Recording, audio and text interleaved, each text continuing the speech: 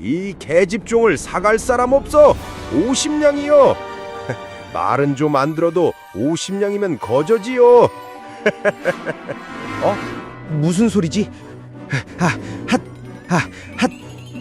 내가 사겠어. 이거면 되지요, 나으리? 오디오 야담을 찾아주셔서 감사합니다. 구독과 좋아요는 영상 제작에 큰 힘이 됩니다.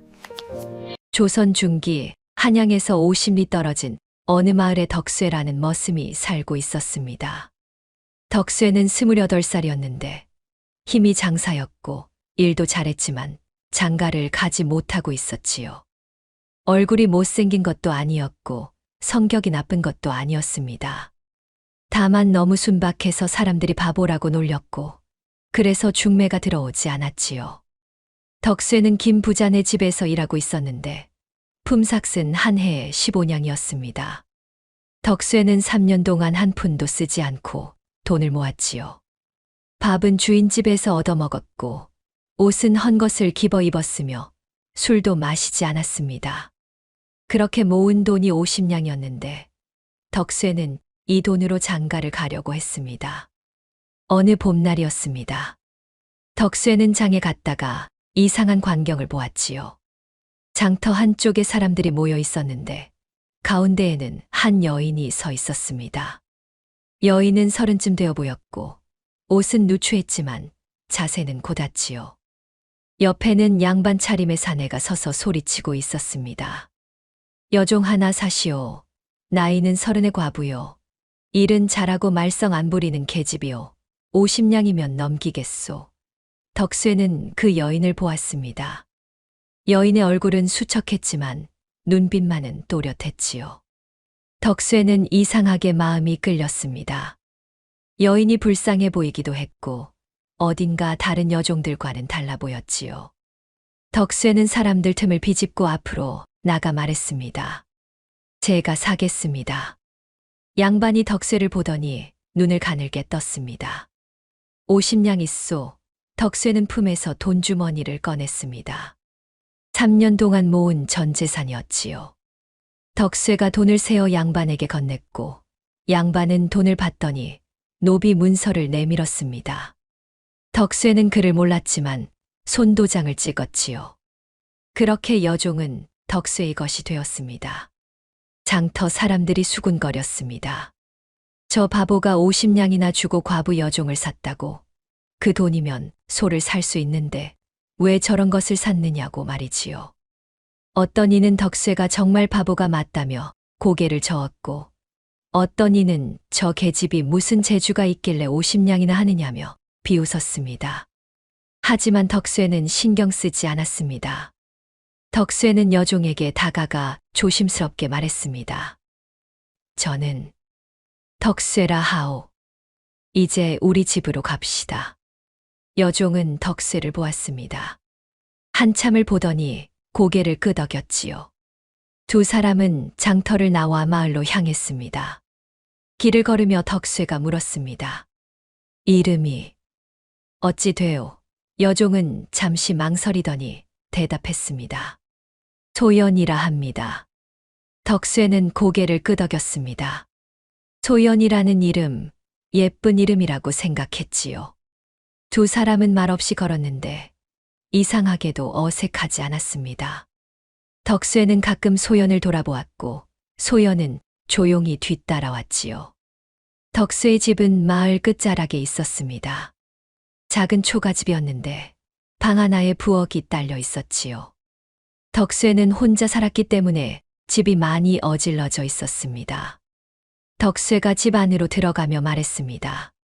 여기가 우리 집이요. 좁고 허름하지만 앞으로 여기서 같이 살면 돼요. 소연은 집 안을 둘러보았습니다. 작고 허름했지만 나름 깨끗하게 쓰려고 노력한 흔적이 보였지요. 소연은 짐을 내려놓고 덕쇠를 보았습니다. 그리고 조용히 물었는데 왜 자신을 샀느냐는 것이었습니다. 덕쇠는 머리를 긁적이며 솔직하게 대답했습니다. 장가를 가고 싶었는데 아무도 자신에게 시집을 안 와서 돈을 모아 여종을 사면 같이 살 수 있지 않을까 했다고 말이지요. 소연은 덕쇠를 보았습니다. 덕쇠의 얼굴은 순박했고 눈빛은 맑았지요. 거짓말을 하는 것 같지 않았습니다. 소연은 조용히 말했습니다. 자신은 과부이고 노비인데 괜찮으냐고 물었지요. 덕쇠는 고개를 끄덕이며 괜찮다고, 그냥 같이 살 사람이 필요했다고 대답했습니다. 소연은 한참을 덕쇠를 보다가 작게 웃었습니다. 그 웃음은 쓸쓸했지만 동시에 따뜻했지요. 소연은 집 안을 다시 둘러보며 말했습니다. 그럼 자신이 집을 좀 정리하겠다고 말이지요. 덕쇠는 기뻐하며 고개를 끄덕였습니다. 소연은 짐을 풀고 집안을 정리하기 시작했지요. 덕쇠는 밖에 나가 물을 길어왔고 소연은 방을 쓸고 닦았습니다. 해가 지고 저녁이 되었는데 소연이 부엌에서 저녁을 지었습니다. 밥과 된장국 그리고 김치가 전부였지만 정갈하게 차려졌지요. 두 사람은 마주 앉아 저녁을 먹었습니다. 덕쇠는 밥을 먹으며 생각했지요. 이렇게 누군가와 함께 밥을 먹는 것이 얼마만인가 하고 말입니다. 소연도 조용히 밥을 먹으며 생각했습니다. 자신이 이제 이 남자의 노비가 되었다는 것을, 하지만 이 남자는 나쁜 사람 같지 않다는 것을 말이지요. 밤이 깊어갔습니다. 덕쇠는 소연에게 방을 내주고 자신은 부엌 옆에서 잤지요. 소연은 방에 누워 천장을 바라보았습니다. 자신의 인생이 어떻게 이렇게 되었는가 하는 생각이 들었지요. 원래는 양반가의 딸이었는데 남편이 과거 부정으로 적발되어 신분이 박탈되었고 살기 위해 스스로 노비가 되었습니다. 그리고 오늘 50냥에 팔려 이 초라한 집에 왔지요. 하지만 이상하게도 절망감은 들지 않았습니다. 덕쇠라는 남자가 나쁜 사람 같지 않았기 때문이지요. 오히려 순박하고 착해 보였습니다. 소연은 생각했습니다. 여기서 새로 시작해보자고, 과거는 잊고 앞으로만 보자고 말입니다. 소연은 눈을 감았고 오랜만에 편안한 잠에 빠져들었습니다. 다음 날 아침이었습니다. 덕쇠는 일찍 일어나 김 부자네 집으로 일하러 갔고 소연은 집을 정리했지요. 집은 작았지만 할 일이 많았습니다. 빨래를 하고 마당을 쓸고 장독대를 닦았지요. 소연은 집을 정리하며 생각했습니다. 이 집이 비록 작고 허름하지만 정성껏 가꾸면 살만한 곳이 될 것 같다고 말이지요. 오후가 되자 덕쇠가 돌아왔는데 소연은 저녁을 준비하고 있었습니다. 덕쇠는 집에 들어서며 놀랐습니다. 집이 완전히 달라져 있었지요. 깨끗하게 정리되어 있었고 마당에는 작은 화초까지 심어져 있었습니다. 덕쇠는 소연을 보며 말했는데 집이 정말 좋아졌다고 했습니다. 소연은 미소를 지으며 이제 자기 집이기도 하니까 당연하다고 대답했지요. 덕쇠는 기뻐하며 웃었습니다. 두 사람은 저녁을 먹고 마루에 앉아 이야기를 나눴지요. 덕쇠는 오늘 일터에서 있었던 일을 이야기했고 소연은 조용히 들어주었습니다. 덕쇠는 생각했습니다. 이런 게 바로 가정이구나 하고 말이지요. 소연도 생각했습니다. 이런 평범한 일상이 자신에게도 올 수 있구나 하고 말입니다. 며칠이 지났습니다. 마을 사람들은 덕쇠를 보며 수군거렸지요. 저 바보가 50냥이나 주고 과부를 샀다고, 그것도 노비를 샀다고 말입니다. 어떤 이는 덕쇠가 속았다고 했고 어떤 이는 저 계집이 늙어서 쓸모없을 거라고 비웃었지요. 하지만 덕쇠는 신경 쓰지 않았습니다. 소연과 함께 사는 것이 행복했기 때문이지요. 어느 날 저녁 소연이 덕쇠에게 물었습니다. 덕쇠 씨, 앞으로 어찌 살고 싶으시오? 덕쇠는 잠시 생각하더니 대답했습니다. 글쎄요. 그냥 이렇게 같이 살면 좋겠소. 제가 일해서 돈 벌고 소연 씨가 집 지키고 그렇게 평범하게 살면 좋겠소. 소연은 덕쇠를 보았습니다. 덕쇠의 바람은 정말 소박했지요. 소연은 조용히 말했습니다. 저도 그리 살고 싶습니다. 두 사람은 서로를 보며 미소를 지었습니다. 그리고 알았습니다. 이 만남이 어쩌면 서로에게 새로운 시작이 될 수 있다는 것을 말이지요. 덕수는 순박한 사람이었지만 그 순박함이 소연에게는 위로가 되었습니다. 소연은 노비였지만 그녀의 조용한 지혜가 덕수에게는 빛이 되었지요. 밤하늘에는 별이 총총했습니다. 덕수와 소연은 마루에 앉아 그 별을 바라보았습니다. 두 사람 모두 알지 못했습니다. 이 작은 만남이 앞으로 얼마나 큰 변화를 가져올지를 말이지요. 하지만 그것은 중요하지 않았습니다. 지금 이 순간 두 사람은 서로 곁에 있었고 그것만으로도 충분했으니까요. 보름쯤 지났을 무렵이었습니다. 덕쇠와 소연은 나름 평온하게 살고 있었는데 덕쇠는 매일 김 부자네 집에 가서 일했고 소연은 집을 지켰습니다. 두 사람은 저녁이면 함께 밥을 먹으며 하루를 이야기했고 조금씩 서로에게 익숙해져 갔습니다. 하지만 문제가 하나 있었습니다. 돈이었습니다. 덕쇠는 한 해에 15냥을 받았는데 이것을 12달로 나누면 한 달에 한 냥 남짓이었습니다. 쌀값과 반찬거리, 그리고 기름과 소금 같은 것들을 사다 보면 남는 것이 거의 없었습니다.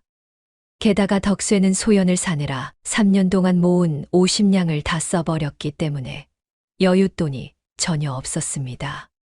어느 날 저녁이었습니다. 소연이 저녁을 차리는데 반찬이 김치와 된장 하나뿐이었습니다. 덕쇠는 신경 쓰지 않고 밥을 먹었지만 소연은 마음이 무거웠습니다. 이렇게 살아서는 안 되겠다는 생각이 들었습니다. 소연은 덕쇠를 보며 조심스럽게 입을 열었습니다. 덕쇠 씨, 제가 돈을 벌 방법이 있을 것 같습니다. 덕쇠는 밥을 먹다 말고 소연을 보았습니다. 돈을 번다니 어떻게 그럴 수 있느냐고 물었습니다. 소연은 잠시 망설이다가 말했습니다. 누룩만 구해주시면 제가 술을 조금 빚을 줄 압니다. 그걸 팔아보면 어떻겠습니까? 덕쇠는 놀란 표정으로 소연을 보았습니다. 소연이 술을 빚을 줄 안다니 생각지도 못한 일이었습니다. 소연이 설명했습니다. 자신이 원래 양반가 딸이었는데 집안이 대대로 술을 빚었고 어머니께서 비법을 가르쳐 주셨다고 말입니다. 덕쇠는 소연의 말을 듣고 고개를 끄덕였습니다. 그래서 소연이 다른 여종들과 달랐구나 하는 생각이 들었습니다. 덕쇠는 잠시 생각하더니 말했습니다. 좋소. 그럼 한번 해봅시다. 소연은 안도의 한숨을 쉬며 고맙다고 말했습니다. 덕쇠는 웃으며 괜찮다고 우리가 함께 사는데 당연한 것 아니냐고 대답했습니다. 다음 날 덕쇠는 장에 가서 누룩을 샀습니다. 누룩 한 덩이에 2냥이었는데 덕쇠는 아까운 돈이었지만 기꺼이 샀습니다. 그리고 김 부자에게 부탁해서 쌀 한 마를 품삯 대신 받아왔습니다. 덕쇠가 집에 돌아오자 소연은 기뻐하며 맞이했습니다. 소연은 곧바로 술을 빚기 시작했습니다. 먼저 쌀을 깨끗이 씻었는데 7번을 씻었습니다. 물이 맑아질 때까지 씻고 또 씻었습니다. 덕쇠가 옆에서 보며 왜 그렇게 많이 씻느냐고 물었습니다. 소연은 쌀에 묻은 티끌을 다 씻어내야 술맛이 깨끗하다고 7번을 씻어야 제대로 된 술이 나온다고 대답했습니다. 소연은 쌀을 씻은 후 물에 불렸습니다. 하룻밤을 불려야 한다고 했습니다.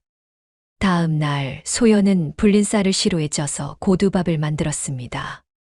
고두밥이 익자 넓은 그릇에 펼쳐 식혔는데 너무 뜨겁지도 너무 차갑지도 않게 해야 한다고 했습니다. 손으로 만졌을 때 미지근하면 된다는 것이었습니다.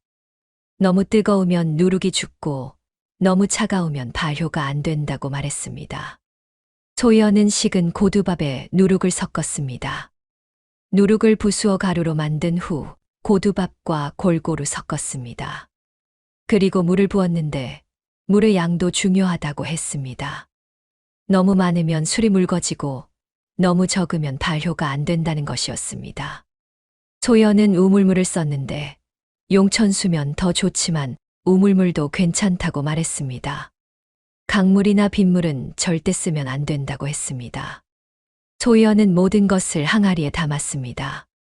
그리고 항아리를 천으로 덮은 후 끈으로 단단히 묶었습니다. 소연이 말했습니다. 이제 3일 동안 뜸을 들여야 합니다. 그동안 절대 건드리면 안 됩니다. 덕쇠는 고개를 끄덕였습니다. 소연은 항아리를 부엌 한쪽에 두었는데 햇빛이 들지 않고 온기가 있는 곳이었습니다. 소연이 설명했습니다. 너무 추우면 발효가 안 되고 너무 더우면 술이 쉬어진다는 것이었습니다. 적당한 온기가 있어야 한다고 말했습니다. 3일이 지났습니다. 소연은 항아리를 열어 냄새를 맡았습니다. 달콤하면서도 알싸한 냄새가 났습니다. 소연은 만족스러운 표정으로 고개를 끄덕이며 다시 항아리를 덮었습니다. 이제 7일을 더 기다려야 한다고, 그동안 술이 익는다고 말했습니다. 덕쇠는 매일 항아리를 보며 기다렸습니다. 7일이 정말 길게 느껴졌습니다. 하지만 소연은 조급해하지 않았습니다. 오히려 차분하게 기다렸고 가끔 항아리를 열어 상태를 확인했습니다. 드디어 7일이 지났습니다. 소연은 항아리를 열었는데 술 냄새가 진하게 풍겼습니다. 소연은 천으로 술을 걸렀습니다. 맑은 술이 주르륵 흘러나왔는데 색깔이 맑고 투명했습니다. 소연은 술을 작은 사발에 따라 덕쇠에게 건넸습니다. 한번 드셔보십시오. 덕쇠는 술을 받아 마셨습니다. 술이 목으로 넘어가는 순간 덕쇠는 눈을 크게 떴습니다. 달콤하면서도 깊은 맛이 났고 목 넘김이 부드러웠습니다. 덕쇠는 지금까지 마셔본 술 중에 가장 맛있었습니다. 이게 정말 맛있소. 소연은 미소를 지으며 제대로 빚어졌다고, 이 술이면 장에서 팔 수 있을 것 같다고 말했습니다. 덕쇠는 기뻐하며 소연을 보았습니다. 소연이 이런 재주가 있을 줄은 몰랐습니다. 덕쇠는 생각했습니다. 50냥을 주고 소연을 산 것이 정말 잘한 일이었다고 말입니다. 다음 날 덕쇠와 소연은 술을 병에 담아 장에 갔습니다. 장터 한쪽에 자리를 잡고 술을 펼쳐 놓았습니다. 처음에는 사람들이 관심을 보이지 않았습니다. 하지만 한 사람이 술을 맛보더니 눈을 크게 떴습니다. 이 술이 정말 맛있다고 말하자 다른 사람들도 몰려왔습니다. 술을 맛본 사람들은 모두 감탄했습니다. 맛이 깊고 부드럽다고, 이런 술은 처음 마셔본다고 말했습니다. 술은 순식간에 팔렸습니다. 덕쇠와 소연이 가져온 술은 한 시진도 안 되어 다 팔렸습니다. 덕쇠는 돈을 세어 보았습니다. 술 한 병에 500문씩 받았는데 10병을 팔아서 5냥을 벌었습니다. 덕쇠는 믿을 수 없다는 표정으로 소연을 보았습니다. 소연도 놀란 표정이었습니다. 이렇게 빨리 팔릴 줄은 몰랐던 것입니다. 집으로 돌아오는 길에 덕쇠가 소연에게 고맙다고 말했습니다. 소연은 고개를 저으며 덕쇠가 누룩과 쌀을 구해줬기 때문이라고, 자기 혼자서는 할 수 없었다고 대답했습니다. 두 사람은 서로를 보며 웃었습니다. 집에 도착해서 덕쇠가 술을 더 많이 빚자고 제안했습니다. 그러면 돈을 더 많이 벌 수 있을 것 같다고 말입니다. 소연은 고개를 끄덕였습니다. 하지만 조심스럽게 말했습니다. 하지만 너무 많이 빚으면 안 됩니다. 술은 정성껏 빚어야 맛이 좋습니다. 한꺼번에 많이 만들면 품질이 떨어집니다. 덕쇠는 소연의 말에 고개를 끄덕였습니다. 그리고 소연의 뜻을 따르기로 했습니다. 소연이 술에 대해서는 자신보다 훨씬 잘 알고 있었기 때문입니다. 그날 밤 두 사람은 마루에 앉아 달을 보았습니다. 덕쇠가 우리 앞으로 잘 될 것 같다고 말하자 소연도 그렇게 생각한다고 대답했습니다. 두 사람은 서로를 보며 웃었습니다. 하지만 둘 다 알지 못했습니다. 이 술이 그들을 행복하게 할지 파멸로 이끌지 말입니다. 그 후로 덕쇠와 소연은 열흘에 한 번씩 술을 빚어 장에 내다 팔았습니다. 소연은 한 번에 술을 많이 빚지 않았는데 품질을 지키려면 정성껏 빚어야 한다고 했습니다. 덕쇠도 소연의 뜻을 따랐습니다. 술은 매번 나가기가 무섭게 팔렸고 두 사람은 한 달에 15냥에서 20냥씩 벌었습니다. 덕쇠는 처음으로 여유 있는 생활을 했습니다. 반찬도 늘었고 옷도 새로 지어 입었으며 집도 조금씩 수리했습니다. 마당에는 채소를 심었고 장독대도 새로 들여놓았습니다. 소연도 예전보다 훨씬 밝아졌습니다. 두 사람은 저녁이면 마루에 앉아 이야기를 나누었고 가끔 웃음소리가 들렸습니다. 마을 사람들은 그 모습을 보며 더욱 수군거렸습니다. 하지만 마을 사람들의 시선은 곱지 않았습니다. 처음에는 덕쇠를 바보라고 비웃었던 사람들이 이제는 의심의 눈초리로 바라보기 시작했습니다. 저 바보가 어떻게 갑자기 돈을 버느냐고 뭔가 수상한 일이 있을 거라고 말이지요. 어떤 이는 덕쇠가 술을 훔쳐서 파는 것 아니냐고 했고 어떤 이는 과부 여종이 뭔가 요사스러운 꾀를 부리는 것 같다고 수근거렸습니다. 우물가에서 빨래하는 아낙네들은 덕쇠 이야기를 하며 고개를 저었습니다. 저런 바보가 술 장사를 한다니 말이 안 된다고 분명 여종이 뒤에서 조종하고 있을 거라고 말했습니다. 어떤 이는 여종이 귀신이 씌었을지도 모른다고 그래서 그렇게 술을 잘 빚는 거라고 말하기도 했습니다. 특히 한 사람이 덕쇠를 주시하고 있었습니다. 마을에서 제일 부자인 강 부자였습니다. 강 부자는 마을에서 술을 독점으로 팔고 있었는데 덕쇠의 술이 나타나자 장사가 안 되기 시작했습니다. 사람들이 모두 덕쇠의 술을 사 가기 때문이었습니다. 강 부자의 술은 맛이 떨어졌고 값도 비쌌는데 덕쇠의 술은 맛도 좋고 값도 저렴했습니다. 강 부자는 화가 났습니다. 자신이 10년 넘게 독점해온 술 장사를 어떤 바보 머슴이 망치고 있었기 때문입니다. 강 부자는 부하들을 시켜 덕쇠를 감시하게 했습니다. 부하들은 덕쇠가 어디서 술을 구해오는지, 누가 술을 빚는지 알아보라는 명령을 받았습니다. 어느 장날이었습니다. 덕쇠와 소연이 술을 펼쳐놓고 팔고 있었는데 강 부자가 직접 나타났습니다.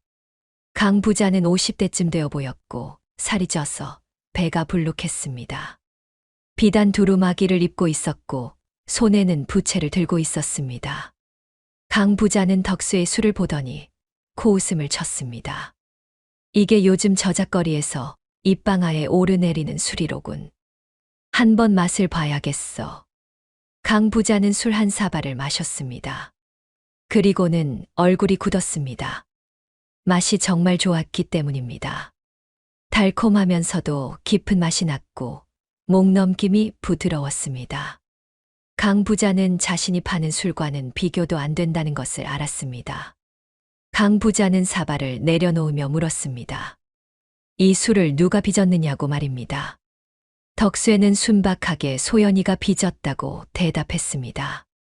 강 부자는 소연을 보았습니다. 소연은 고개를 숙이고 있었습니다.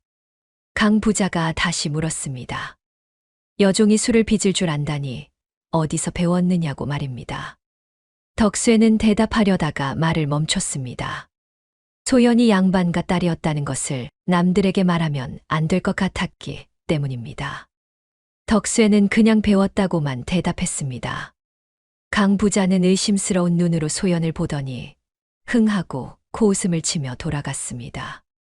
하지만 그 눈빛이 심상치 않았습니다. 강 부자는 속으로 생각했습니다. 저 여종에게 분명 뭔가 비밀이 있을 거라고, 그 비밀을 알아내면 저 술을 자기가 팔 수 있을 거라고 말입니다. 소연은 강 부자가 떠난 후 걱정스럽게 말했습니다. 덕쇠 씨, 저 사람이 위험해 보입니다. 덕쇠는 고개를 저으며 괜찮다고, 자신들은 떳떳하게 장사하고 있으니까 문제 없을 거라고 대답했습니다. 하지만 소연의 걱정은 기우가 아니었습니다. 그날 이후로 마을 사람들의 시선이 더 따가워졌습니다. 사람들은 덕쇠를 보며 수근거렸고 어떤 이는 대놓고 비아냥거렸습니다. 바보 덕쇠가 갑자기 똑똑해졌다고 분명 뭔가 수상한 일이 있을 거라고 말했습니다.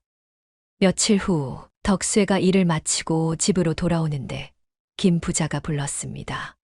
김 부자는 덕쇠의 주인이었는데 표정이 좋지 않았습니다.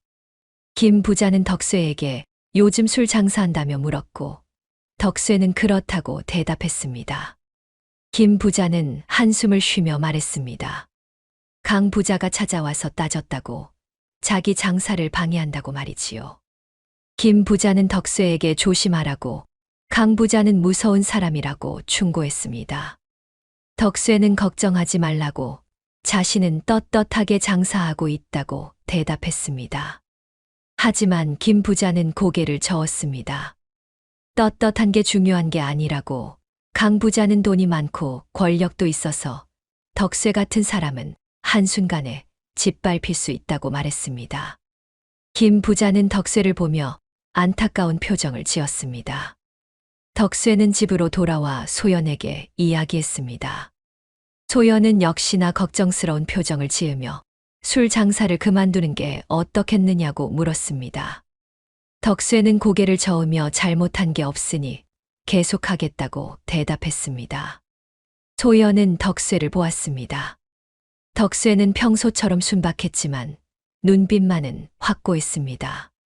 소연은 한숨을 쉬며 알겠다고 대답했습니다. 다음 장날이었습니다.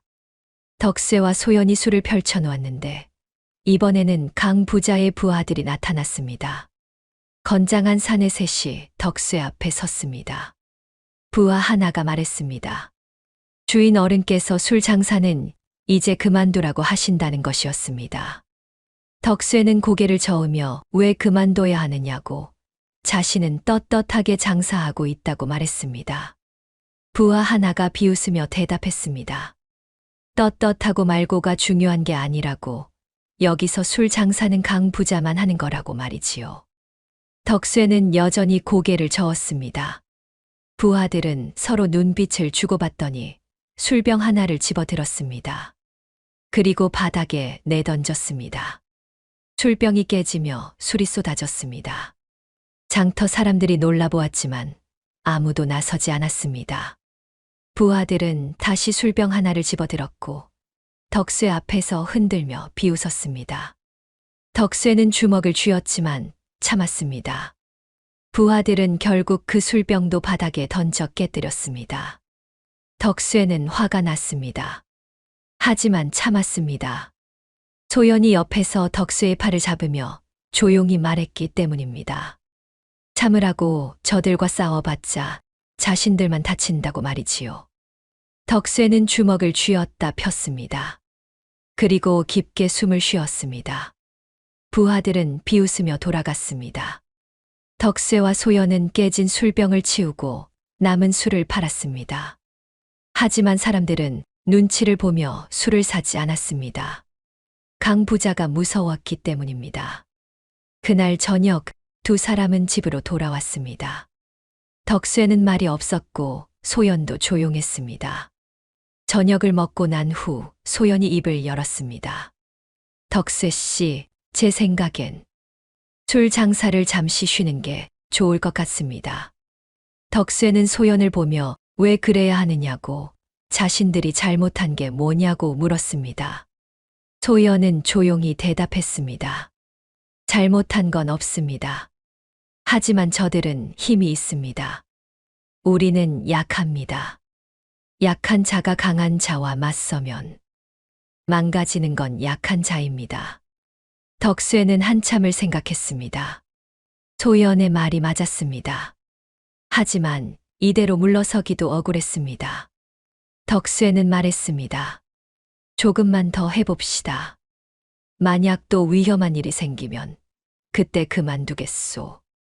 소연은 한숨을 쉬며 고개를 끄덕였습니다. 두 사람은 그날 밤 잠을 설쳤습니다. 밖에서는 바람이 불고 있었고 그 바람 소리가 마치 불길한 징조처럼 들렸습니다. 보름이 지났습니다.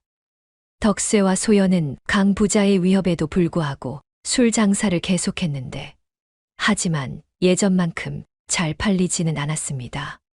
사람들이 강 부자를 두려워해서 덕쇠의 술을 사기를 꺼렸기 때문이었습니다. 그래도 덕쇠는 포기하지 않았는데, 소연이 정성껏 빚은 술을 버릴 수 없었기 때문입니다. 어느 날 저녁이었습니다.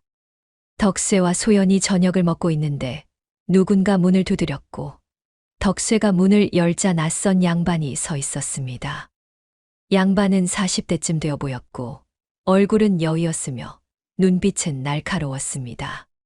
덕쇠는 그 양반을 본 적이 있었는데 장터에서 소연을 팔았던 바로 그 양반이었습니다.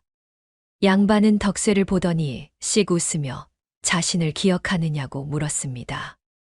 덕쇠는 고개를 끄덕였는데 양반은 안으로 들어가도 되겠느냐고 물었습니다. 덕쇠는 어쩔 수 없이 양반을 안으로 들였고 소연은 양반을 보더니 얼굴이 새하얗게 질렸습니다. 양반은 소연을 보며 비웃으며 오래간만이라고 잘 지냈느냐고 말했습니다. 소연은 대답하지 않았는데 양반은 방 안을 둘러보며 소문을 들었다고 술 장사로 돈을 꽤 벌고 있다고 말했습니다. 덕쇠는 조심스럽게 무슨 일로 왔느냐고 물었고 양반은 자리에 앉으며 말했습니다. 간단한 일이네. 소연을 다시 되팔게. 덕쇠는 눈을 크게 떴고 소연도 놀라 양반을 보았습니다. 양반은 품에서 종이 한 장을 꺼냈는데 노비 문서였습니다. 양반이 설명하기를 덕쇠가 소연을 샀을 때 문서를 줬지만 원본은 자기가 갖고 있다고. 그러니까 소연은 아직 법적으로는 자기 노비라고 말했습니다. 덕쇠는 당황했습니다. 자신은 그를 몰랐기 때문에 노비 문서를 제대로 확인하지 못했던 것입니다. 양반은 말을 이었는데 소연을 돌려주면 50냥은 돌려주겠다고 말했습니다. 덕쇠는 고개를 저으며 안 된다고, 소연은 자기 사람이라고 대답했습니다. 양반은 비웃으며 법적으로는 자기 사람이라고, 덕쇠가 들고 있는 건 가짜 문서이고 진짜는 자기가 갖고 있다고 말했습니다. 소연은 떨리는 목소리로 말했습니다. 주인 어른, 왜 이러십니까? 저를 팔아놓고 이제 와서. 양반은 차갑게 대답했습니다. 내가 자네를 팔 때는 자네가 쓸모없는 줄 알았지. 하지만 지금은 다르잖아. 자네가 술을 빚을 줄 안다는 걸 알았으니까. 그 술로 돈을 벌 수 있어. 덕쇠는 화가 났지만 참았습니다. 그리고 조용히 얼마를 원하느냐고 물었는데 양반은 덕쇠를 보며 웃으며 현명하다고, 돈으로 해결하면 된다고 말했습니다. 100냥을 주게. 그러면 진짜 문서를 주고 소연을 완전히 자네 것으로 만들어주지. 덕쇠는 숨이 막혔습니다. 100냥이라니 자신이 3년 동안 모은 돈의 2배였고 지금 당장 구할 수 있는 돈이 아니었습니다. 양반은 덕쇠의 표정을 보고 비웃으며 못 구하겠지 않느냐고, 그럼 소연을 돌려주면 간단하다고 말했습니다. 양반은 일어서며 사흘을 주겠다고, 사흘 안에 100냥을 가져오든지 아니면 소연을 돌려주든지 하라고, 만약 안 그러면 관아에 고발하겠다고 말했습니다. 덕쇠가 자기 노비를 훔쳤다고 말이지요. 양반은 그렇게 말하고 나갔고 문이 닫히며 2사람만 남았습니다. 소연은 울고 있었고 덕쇠는 어찌할 바를 몰랐습니다. 한참 후 소연이 눈물을 닦으며 말했습니다. 덕쇠 씨, 저를 돌려보내십시오. 100냥은 너무 큰 돈입니다. 덕쇠는 고개를 저었습니다. 안 됩니다. 소연 씨를 보낼 수 없소. 소연은 덕쇠를 보며 하지만이라고 말하려 했지만 덕쇠는 소연의 말을 끊으며 방법을 찾아보겠다고, 사흘이 있으니 뭔가 방법이 있을 거라고 말했습니다. 소연은 눈물을 흘리며 고맙다고, 하지만 정말 방법이 있을까 하고 물었습니다. 덕쇠는 대답하지 못했는데 솔직히 방법을 모르겠기 때문이었습니다. 100냥은 너무 큰 돈이었지만 덕쇠는 포기하고 싶지 않았습니다. 다음 날 덕쇠는 김 부자를 찾아갔습니다. 김 부자에게 돈을 빌릴 수 있을까 싶어서였는데, 하지만 김 부자는 고개를 저으며 백냥은 자기도 없는 큰돈이라고 미안하다고 말했습니다. 덕쇠는 다른 마을 사람들에게도 부탁해 보았지만 모두 거절했습니다. 백냥은 너무 큰 돈이었고 덕쇠가 갚을 수 있을지 믿지 못했기 때문입니다. 덕쇠는 좌절했습니다. 둘째 날 저녁 덕쇠는 집으로 돌아왔습니다. 소연은 덕쇠를 보며 어떻게 되었느냐고 물었고 덕쇠는 고개를 저으며 안 된다고 대답했습니다. 소연은 눈물을 흘리며 조용히 말했는데 이제 그만하라고 자신을 돌려보내는 게 맞다고 말했습니다. 덕쇠는 고개를 저으며 아직 하루 남았다고 내일까지 방법을 찾아보겠다고 대답했습니다. 하지만 덕쇠도 알고 있었습니다. 하루 만에 백냥을 구할 방법은 없다는 것을 말이지요. 셋째 날 아침이었습니다. 덕쇠는 절망적인 기분으로 일어났는데 오늘 저녁까지 백냥을 구하지 못하면 소연을 보내야 했습니다. 덕쇠는 소연을 보았는데 소연은 조용히 짐을 꾸리고 있었고 이미 포기한 것 같았습니다. 덕쇠는 마지막으로 한 가지 방법을 생각해냈습니다. 강 부자를 찾아가는 것이었는데 강 부자는 돈이 많았고 어쩌면 빌려줄지도 몰랐습니다. 덕쇠는 강 부자네 집으로 갔습니다. 강 부자는 덕쇠를 보고 비웃으며 웬일이냐고 술 장사 그만두러 왔느냐고 물었습니다. 덕쇠는 고개를 숙이며 백냥을 빌려달라고 꼭 갚겠다고 부탁했습니다. 강 부자는 이유를 물었고 덕쇠는 사정을 설명했는데 강 부자는 듣고 나서 비웃으며 자기한테 돈을 빌리러 왔냐고 덕쇠가 자기 술 장사를 망쳤는데 말이냐고 말했습니다. 덕쇠는 고개를 더 깊이 숙였습니다. 강 부자는 한참을 덕쇠를 보다가 말했습니다. 좋아. 빌려주지. 하지만 조건이 있네. 앞으로 이 마을에서는 술을 팔지 말게. 한양이든 다른 고을이든 여기만 아니면 어디서든 팔아도 좋네. 그러면 백냥을 빌려주지. 덕쇠는 놀랐습니다. 강 부자가 술 빚는 비법을 요구할 줄 알았는데 그게 아니었습니다. 강 부자는 그저 이 마을에서만 술을 팔지 말라는 것이었습니다. 덕쇠는 잠시 생각했습니다. 마을을 떠나 다른 곳에서 술을 팔아야 한다는 것이 쉽지 않았지만 소연을 지킬 수 있다면 그 정도는 할 수 있을 것 같았습니다. 덕쇠는 고개를 끄덕이며 알겠다고, 그리하겠다고 대답했습니다. 강 부자는 만족스러운 표정으로 백냥을 내주었고 덕쇠는 돈을 받아 들고 집으로 달려갔습니다. 해가 지기 전에 양반에게 돈을 주어야 했기 때문입니다. 집에 도착하자 양반이 이미 와 있었습니다. 소연은 짐을 다 꾸린 채 앉아 있었고 양반은 비웃고 있었는데 덕쇠가 헐떡이며 백냥이라고 말하며 돈을 내밀었습니다. 양반은 놀라 덕쇠를 보았고 돈을 세어보더니 진짜 문서를 꺼내 덕쇠에게 건넸습니다. 그리고 흥하고 코웃음을 치며 나갔습니다. 소연은 믿을 수 없다는 표정으로 덕쇠를 보며 어떻게 백냥을 구했느냐고 물었습니다. 덕쇠는 잠시 망설이다가 솔직하게 말했습니다. 강 부자에게 빌렸다고 대신 이 마을에서는 술을 팔지 못한다고 말이지요. 소연은 놀라 덕쇠를 보았습니다. 그럼 어디서 술을 팔아야 합니까? 덕쇠는 대답했습니다. 한양이든 다른 고을이든 마을만 아니면 된다고 했소. 우리 한양으로 가는 게 어떻겠소? 소연은 한참을 덕쇠를 보다가 천천히 고개를 끄덕였습니다. 그리고 조용히 말했습니다. 고맙습니다, 덕쇠 씨. 저를 지켜주셔서 정말 고맙습니다. 덕쇠는 소연을 보며 미소를 지었습니다. 비록 마을을 떠나야 하지만 소연과 함께라면 어디든 갈 수 있을 것 같았습니다. 두 사람은 그날 밤 한양으로 가는 계획을 세웠습니다. 새로운 시작이 기다리고 있었습니다. 닷새가 지났습니다. 덕쇠와 소연은 한양으로 떠날 준비를 했는데 집에 있는 살림살이를 정리하고 술 빚는 도구들을 챙겼습니다. 항아리와 시루 그리고 술을 거르는 천까지 빠짐없이 챙겼고 소연은 누룩도 미리 구해서 보자기에 싸두었습니다. 덕쇠는 김 부자에게 가서 인사를 드렸고 김 부자는 아쉬워하면서도 덕쇠에게 노자돈을 쥐어주었습니다. 마을 사람들은 덕쇠가 떠난다는 소식을 듣고 수군거렸는데 어떤 이는 결국 강 부자한테 졌다고 비웃었고 어떤 이는 안 됐다며 혀를 찼습니다.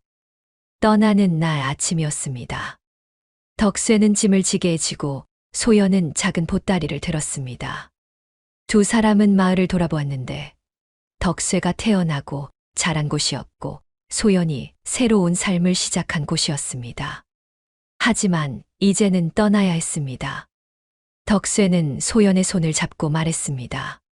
걱정 마시오. 한양에 가서 다시 시작하면 됩니다. 소연은 고개를 끄덕이며 미소를 지었습니다. 두 사람은 마을 어귀를 지나 큰 길로 나섰습니다. 한양까지는 사흘 정도 걸린다고 했습니다. 덕쇠는 힘이 좋아서 짐을 지고도 거뜬했고 소연은 덕쇠 옆에서 걸으며 이야기를 나눴습니다. 첫날 저녁 두 사람은 주막에서 묵었습니다. 주막 주인은 덕쇠와 소연을 보고 어디 가느냐고 물었고 덕쇠는 한양 간다고 대답했습니다. 주막 주인은 한양이 크고 사람도 많다고 조심하라고 충고했습니다. 특히 저잣거리에는 사기꾼도 많고 소매치기도 많으니 조심하라고 말했습니다. 덕쇠는 고맙다며 고개를 숙였습니다. 둘째 날 길을 걷다가 소연이 말했습니다. 덕쇠 씨, 한양에 가면 어디서 술을 팔아야 할까요? 덕쇠는 잠시 생각하다가 대답했습니다. 글쎄요. 장터가 있을 테니 거기서 팔면 되지 않겠소. 소연은 고개를 끄덕였지만 걱정스러운 표정이었습니다. 한양은 큰 도시였고 술 파는 사람도 많을 것이었습니다. 과연 자신들의 술이 팔릴까 하는 걱정이 들었습니다. 덕쇠는 소연의 표정을 보고 말했습니다. 소연 씨가 빚은 술은 최고요. 한양 사람들도 분명 좋아할 겁니다. 소연은 덕쇠를 보며 미소를 지었습니다. 덕쇠의 순박한 믿음이 소연에게 힘이 되었습니다.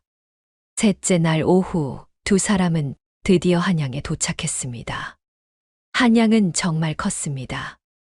높은 성곽이 도시를 둘러싸고 있었고 성문으로 들어가니 넓은 길이 펼쳐졌습니다. 사람들이 북적거렸고 온갖 가게들이 늘어서 있었습니다. 비단을 파는 포목상, 그릇을 파는 가게, 약재를 파는 약방, 먹을 것을 파는 노점들이 즐비했습니다. 덕쇠와 소연은 그 광경에 압도되어 한참을 서서 구경했습니다. 덕쇠는 길을 지나가는 사람에게 물었습니다. 여기서 묵을 만한 곳이 어디냐고 말이지요. 그 사람은 저잣거리 근처에 쌓은 여관이 있다고 알려주었습니다. 덕쇠와 소연은 그곳으로 갔는데 여관은 작고 낡았지만 값은 쌌습니다. 하루에 100문이면 묵을 수 있었습니다. 덕쇠는 며칠치 반값을 내고 짐을 풀었습니다. 그날 저녁 두 사람은 여관방에 앉아 앞으로의 계획을 세웠습니다. 소연이 말했습니다. 일단 술을 빚어야 합니다. 술이 있어야 팔 수 있으니까요. 덕쇠는 고개를 끄덕이며 내일 장에 가서 쌀과 누룩을 사오겠다고 말했습니다. 소연은 고개를 끄덕이며 덕쇠의 손을 잡았습니다. 두 사람은 서로를 보며 미소를 지었습니다. 비록 낯선 땅이었지만 함께라면 해낼 수 있을 것 같았습니다. 다음 날 덕쇠는 장에 가서 쌀과 누룩을 샀습니다. 한양의 물가는 마을보다 비쌌는데 쌀 한 말에 3냥이었고 누룩 한 덩이에 2냥 500문이었습니다.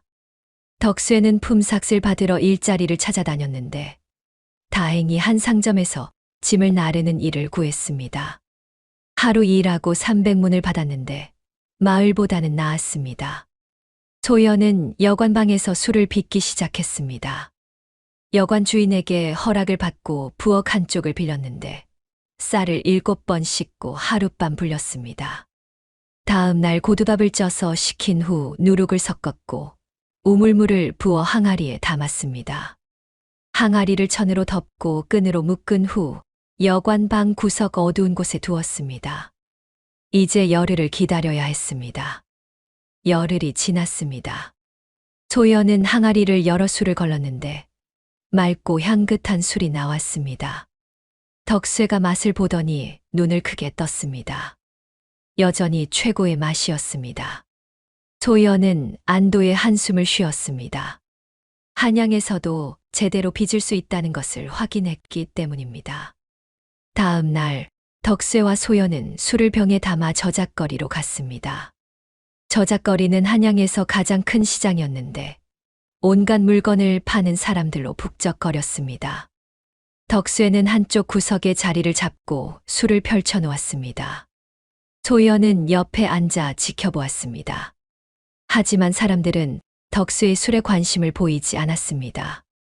한양에는 술 파는 곳이 많았고 덕쇠는 낯선 사람이었기 때문입니다. 하루 종일 앉아 있었지만 술은 한 병도 팔리지 않았습니다. 지나가는 사람들은 덕쇠를 힐끗 보고는 그냥 지나갔고 어떤 이는 술값을 물어보더니 비싸다며 고개를 저었습니다. 덕쇠는 낙담했고 소연도 걱정스러웠습니다. 저녁에 여관으로 돌아와 소연이 말했습니다. 사람들이 우리를 믿지 않는 것 같습니다. 덕쇠도 그렇다고 낯선 사람이니까 그럴 수밖에 없다고 대답했습니다. 하지만 덕쇠는 말을 이었습니다. 계속해보자고 언젠가는 팔릴 거라고 말이지요. 소연은 고개를 끄덕였습니다. 다음 날도 덕쇠와 소연은 저작거리로 갔습니다. 이번에는 덕쇠가 큰 소리로 외쳤습니다. 맛있는 술이라고 한번 맛보라고 말이지요. 지나가던 한 사람이 호기심에 멈춰 서서 술 한 사발을 마셨습니다. 그 사람은 눈을 크게 뜨더니 말했습니다. 이게 정말 맛있다고 어디서 빚었느냐고 물었습니다. 그 말에 다른 사람들도 모여들었습니다.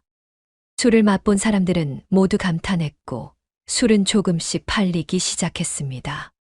그날 덕쇠와 소연은 5병을 팔았는데 인양 500문을 벌었습니다. 많은 돈은 아니었지만 시작이었습니다. 그 후로 덕쇠와 소연은 매일 저작거리로 나갔습니다. 처음에는 하루에 몇 병씩 팔렸는데 점점 소문이 퍼지면서 더 많이 팔리기 시작했습니다. 한 달쯤 지나자 덕쇠와 소연의 술은 저작거리에서 제법 알려졌습니다. 사람들은 그 술을 찾아왔고 덕쇠와 소연은 매일 술을 빚내라 바빴습니다. 어느 날 한 상인이 덕쇠에게 다가왔습니다.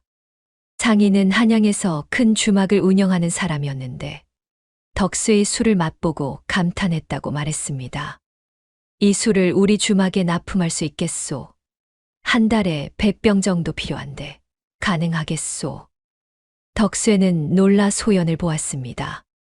소연도 놀란 표정이었지만 천천히 고개를 끄덕였습니다. 100병은 많은 양이었지만 할 수 있을 것 같았습니다. 덕쇠는 상인에게 가능하다고 값은 어떻게 되느냐고 물었습니다. 상인은 술 한 병에 600문을 주겠다고 말했습니다. 덕쇠는 흔쾌히 받아들였습니다. 한 달에 100병이면 60냥이었는데 엄청난 돈이었습니다. 덕쇠와 소연은 기뻐하며 여관으로 돌아왔습니다. 그날 밤 두 사람은 서로를 보며 웃었습니다. 한양에서의 시작이 순탄하지는 않았지만 이제 자리를 잡아가고 있었습니다. 소연이 말했습니다. 덕쇠 씨, 우리 잘 될 것 같습니다. 덕쇠는 소연의 손을 잡으며 대답했습니다. 그럼요. 소연 씨와 함께라면 뭐든 할 수 있소. 두 사람은 서로를 보며 미소를 지었습니다. 한양에서의 새로운 삶이 시작되고 있었고 앞으로 더 큰 기회가 기다리고 있었습니다. 주막에 술을 납품하기 시작한 후 덕쇠와 소연의 삶은 완전히 달라졌습니다. 한 달에 100병을 빚어야 했는데 소연 혼자서는 감당할 수 없는 양이었습니다. 덕쇠는 집 나르는 일을 그만두고 소연을 도왔습니다. 쌀을 씻고 고두밥을 찌고 항아리를 나르는 일은 힘이 필요했기 때문에 덕쇠가 제격이었습니다. 두 사람은 아침 일찍 일어나 밤늦게까지 일했습니다. 소연은 술 빚는 과정을 지휘했고 덕쇠는 그 지시를 따라 움직였습니다.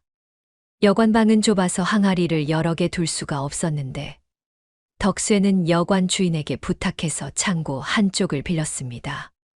창고에 항아리를 쭉 늘어놓고 술을 빚었습니다. 한 달이 지나자 덕쇠와 소연은 60냥을 벌었습니다. 여기서 쌀값과 누룩값 그리고 여관비를 빼도 40냥이 남았습니다.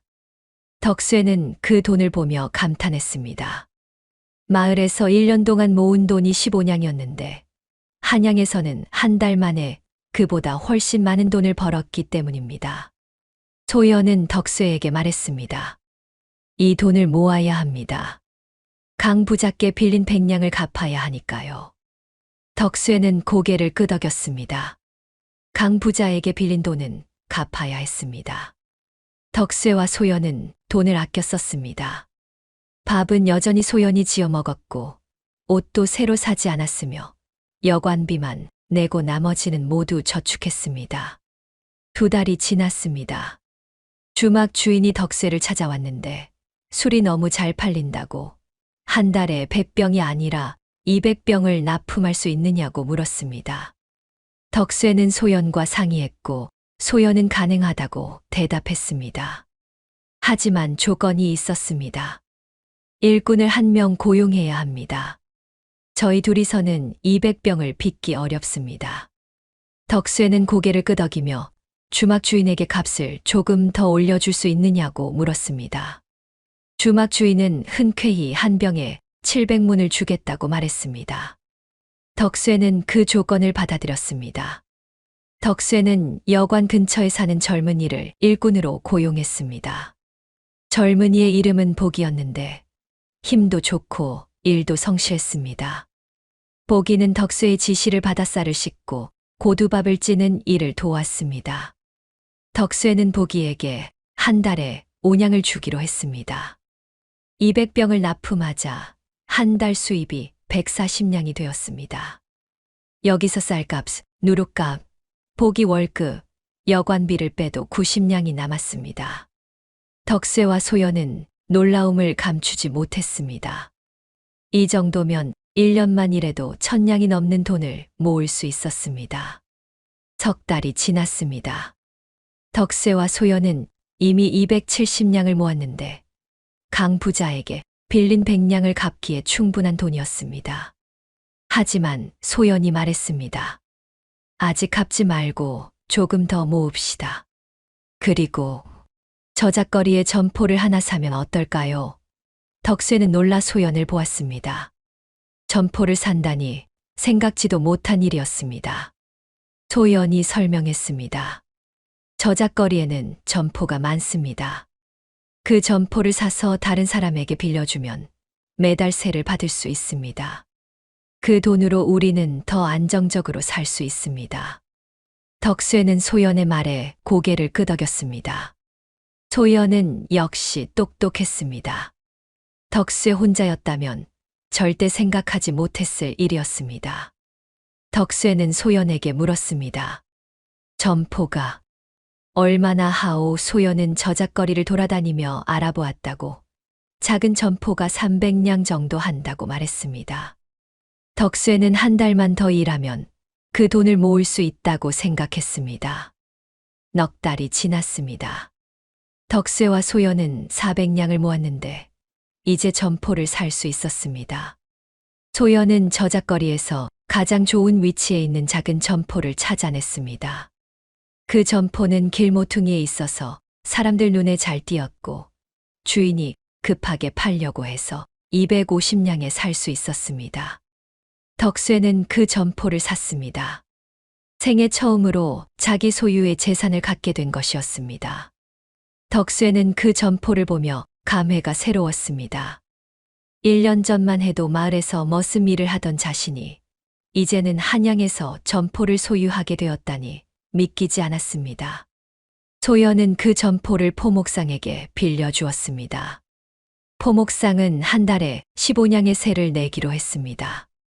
덕쇠와 소연은 이제 술 납품으로 90냥을 벌고 점포 세로 15냥을 받게 되었습니다. 한 달에 105냥이었습니다. 반년이 지났습니다. 덕쇠와 소연은 또 다른 점포를 하나 더 샀습니다.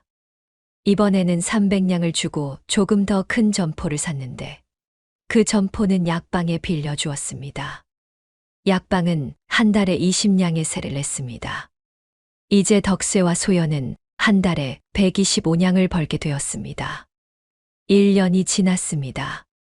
덕쇠와 소연은 이제 저작거리의 점포를 4개나 소유하고 있었고 술 납품도 계속하고 있었습니다.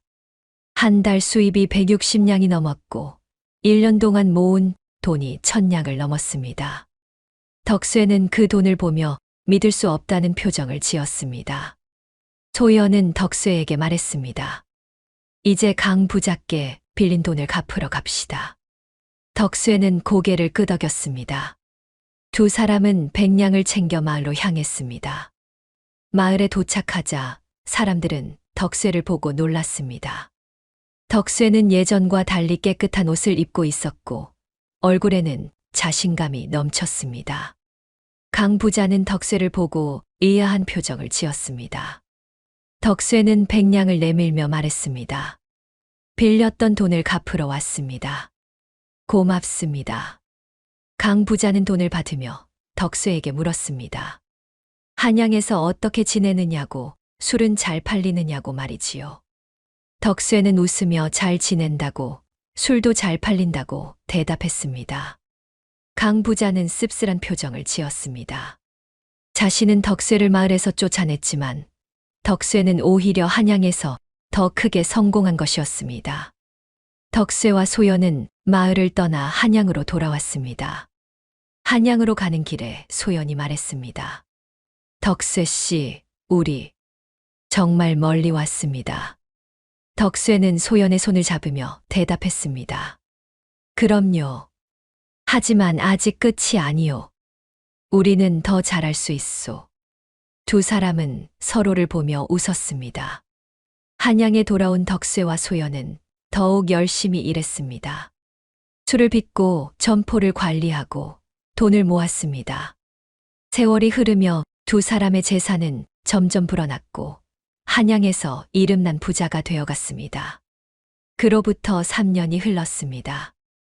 덕쇠와 소연은 이제 한양에서 손꼽히는 부자가 되었는데 저작거리에 점포를 10개나 소유하고 있었고 술 사업도 계속 번창하고 있었습니다. 주막 3곳에 술을 납품했고 한 달 수입이 300냥이 넘었습니다. 여관에서 나와 저작거리 근처에 큰 기와집을 샀는데 마당이 넓고 방도 여러 개였으며 창고도 따로 있었습니다. 덕쇠는 이제 31살이었고 소연은 33이었습니다. 두 사람은 여전히 매일 함께 일했는데 술을 빚는 일은 이제 일꾼 5명이 맡았고 덕쇠와 소연은 사업을 관리했습니다. 소연은 장부를 썼고 덕쇠는 점포들을 돌아다니며 세를 받았습니다. 어느 봄날이었습니다. 마당에는 벚나무가 심어져 있었는데 그 나무에서 벚꽃이 활짝 피어 있었습니다. 덕쇠와 소연은 마루에 앉아 차를 마시며 벚꽃을 바라보고 있었습니다. 덕쇠가 입을 열었습니다. 소연 씨, 우리 정말 멀리 왔소. 소연은 덕쇠를 보며 미소를 지으며 그러게 말이라고. 처음 장터에서 만났을 때가 엊그제 같은데 벌써 4년이 넘었다고 대답했습니다. 덕쇠는 고개를 끄덕이며 말했습니다. 그때 자신은 바보 머슴이었고 소연은 과부 여종이었다고. 하지만 지금은 이렇게 잘 살고 있다고 말이지요. 소연은 눈물을 글썽이며 덕쇠의 손을 잡았습니다. 모두 덕쇠 덕분이라고, 덕쇠가 자신을 사주고 믿어주고 지켜줬기 때문이라고 말했습니다. 덕쇠는 고개를 저으며 아니라고, 소연의 솜씨가 있었기에 가능한 일이었다고, 자신은 그저 소연을 도왔을 뿐이라고 말했습니다. 두 사람은 서로를 보며 웃었습니다. 한참 후 덕쇠가 조심스럽게 말했습니다. 소연 씨, 나한테 하고 싶은 말이 있소. 소연은 덕쇠를 보았습니다. 덕쇠는 품에서 종이 한 장을 꺼냈는데 노비 문서였습니다. 덕쇠가 말했습니다. 이제 이 문서를 없애려고 하오. 소연 씨를 속량해서 양인으로 만들겠소. 소연은 눈을 크게 떴습니다. 속량이라니 생각지도 못한 일이었습니다. 소연은 떨리는 목소리로 하지만 속량하려면 돈이 많이 든다고 관아에 신고해야 한다고 말했습니다. 덕쇠는 웃으며 돈은 있다고, 자신들에게는 충분한 돈이 있다고 대답했습니다. 덕쇠는 며칠 후 관아에 가서 소연을 속량했습니다. 100냥을 내고 노비 문서를 없앴는데 관아에서는 소연이 이제 양인이라는 증명서를 내주었습니다. 덕쇠는 그 증명서를 가지고 집으로 돌아와 소연에게 건넸습니다. 이제 소연은 자유로운 양인이라고 말이지요. 소연은 증명서를 받아 들고 눈물을 흘렸습니다. 오랜 세월 노비로 살았던 자신이 이제는 당당한 양인이 된 것이었습니다. 소연은 덕쇠를 껴안으며 울었고 덕쇠도 소연을 안으며 눈물을 닦아주었습니다. 며칠 후 덕쇠는 소연에게 또 다른 제안을 했습니다. 소연 씨, 나와 정식으로 혼인하시겠소. 소연은 놀라 덕쇠를 보았습니다. 덕쇠가 말을 이었는데 자신들은 4년 넘게 함께 살았지만 아직 정식 부부는 아니라고, 이제 소연도 양인이 되었으니 정식으로 혼례를 올리고 싶다고 말했습니다. 소연은 눈물을 흘리며 고개를 끄덕였고 덕쇠는 기뻐하며 소연을 안았습니다. 두 사람은 한 달 후 혼례를 올렸는데 한양의 친구들과 장사 동료들이 모두 모여 축하해 주었습니다. 소박하지만 따뜻한 혼례였고 덕쇠와 소연은 이제 진짜 부부가 되었습니다. 혼례를 올린 후 두 사람의 삶은 더욱 행복해졌는데 매일 아침 함께 일어나 일을 했고 저녁에는 함께 밥을 먹으며 하루를 이야기했습니다. 1년이 더 지났습니다. 덕쇠와 소연은 이제 저작거리에서 가장 큰 부자 중 하나가 되었는데 점포를 15개나 소유하고 있었고 술 사업도 더욱 커졌습니다. 하지만 두 사람은 교만하지 않았습니다. 여전히 검소하게 살았고 어려운 사람들을 도왔습니다. 가난한 이웃에게 쌀을 나눠주었고 궁핍한 과부에게는 돈을 주기도 했으며 거리에서 굶주리는 아이들을 보면 밥을 사주었습니다. 어느 날 덕쇠와 소연은 마을에서 올라온 김 부자를 만났습니다. 김 부자는 늙어서 일을 그만두고 한양으로 이사를 왔다고 말했는데 덕쇠는 김 부자를 반갑게 맞이하고 저녁을 대접했습니다. 김 부자는 덕쇠의 집을 보며 감탄했습니다. 마을에서는 바보라고 놀림받던 덕쇠가 이제는 이렇게 큰 부자가 되었다고, 정말 대단하다고 말했습니다.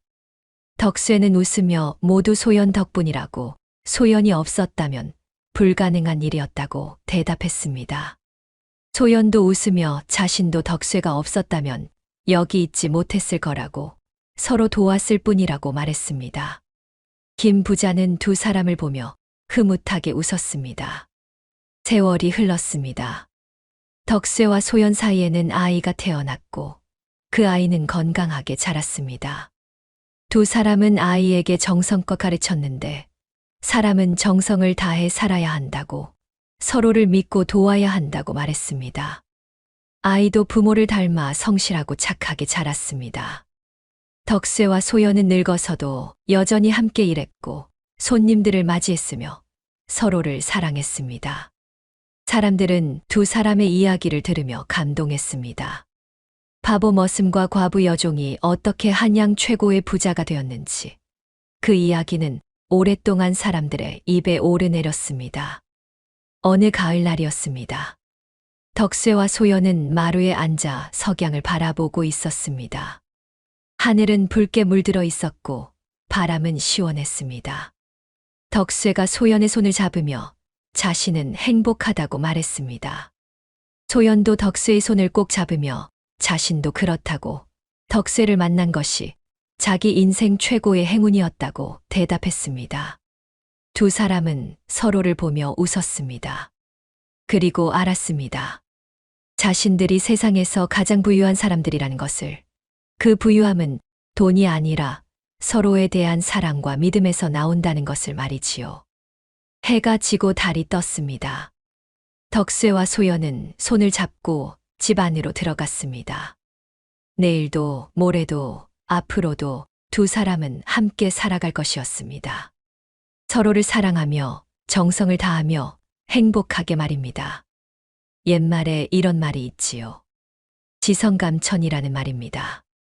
정성을 다하면 하늘도 감동한다는 뜻인데 덕쇠와 소연의 이야기야말로 지성감천의 산 증거였습니다. 덕쇠는 소연을 끝까지 믿었고 소연은 덕쇠를 위해 최선을 다했습니다. 그 믿음과 정성이 하늘을 감동시켰고 결국 이런 행복을 가져다 준 것이었습니다. 그 이야기는 오랫동안 한양에 전해졌고 많은 사람들에게 희망을 주었습니다. 아무리 어려운 처지에 있어도 정성을 다하면 반드시 좋은 날이 온다는 것을, 서로를 믿고 도우면 행복을 찾을 수 있다는 것을 말이지요.